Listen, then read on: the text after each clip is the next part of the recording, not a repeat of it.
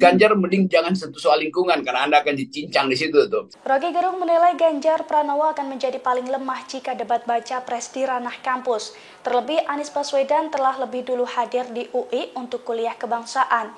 Ia bahkan lancar menjawab pertanyaan para mahasiswa. Sementara Prabowo, Roky Gerung menilai meski bukan orang kampus, namun ia yakin Prabowo bisa menguasai panggung. Oleh karena itu, Roky Gerung memberikan saran kepada Ganjar jika tak mau dikalahkan oleh Anies dan Prabowo dalam debat baca pres di UI. Oke, kalau standar awal kita lihat bagaimana Anies dia menguasai karena tetap orang ya dia kan orang kampus. Oh iya, ini bukan seorang kampus. Prabowo juga bukan orang kampus tapi mampu memakai panggung gitu. Siapapun yang diundang untuk mengucapkan dalilnya itu dimanapun dia harus mampu tuh. Tetapi Anies memang di, dipastikan akan jadi parameter terhadap Prabowo maupun Ganjar. Nah itu untungnya dia tampil pertama, yang lain sebetulnya udah punya kira-kira kisi-kisi suasana diskusi kayak apa tuh. Ganjar bisa pelajari itu siapa yang bertanya atau modus pertanyaannya atau ketajaman bagaimana tuh. Tetapi yang nggak pernah orang bayangkan, UI itu punya berbagai macam cara untuk mengorek-ngorek, mengulas-ngulas kan. Jadi mungkin juga kita anggap bahwa Prabowo lagi mempelajari suasana, Ganjar juga begitu. Yang penting datang ke situ, karena UI nggak ada problem, siapapun boleh buka dalil di situ, termasuk profesor bego atau profesor pinter, nggak ada soal, nanti ketahuan tuh bego apa pinter belakangan.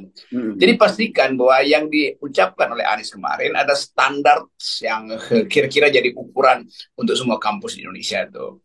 Dan kita nggak bisa bandingin misalnya kalau Ganjar yang duluan itu standarnya juga jadi turun tuh karena Ganjar tidak punya kemampuan untuk mengulas sesuatu yang konseptual. Tetapi bagi Ganjar nggak perlu takut juga, kan Ganjar memang dilatih untuk utuh dalam mengucapkan nasionalisme ala Bung Karno kan. Jadi Ganjar pastikan aja dia kuasai soal Bung Karno nasionalisme itu kan. Jangan sampai justru bagian yang dia kuasai itu ternyata terlihat keretakan konseptualnya tuh. Dan banyak sejarawan Indonesia, sejarawan UI yang juga paham betul tentang Bung Karno, biografinya, politik luar negerinya, kemampuan dia untuk diplomasi. Jadi Ganjar perlihatkan bahwa dia datang dengan ide Soekarno, nggak usah pakai ide-ide lain tuh. Nanti jadi kaku justru di situ tuh. Jadi itu usulan saya. Demikian juga Prabowo. Prabowo datang dengan satu konsep yang sekarang sedang dia geluti soal pertahanan itu kan, sehingga orang fokus pada soal-soal itu. Anies kemarin dia melayani pertanyaan yang memang dia kuasai, yaitu kedudukan dia sebagai gubernur waktu mengatasi pandemi kemarin kan. Jadi Anies mampu untuk mengucapkan sesuatu yang memang dia kenal itu.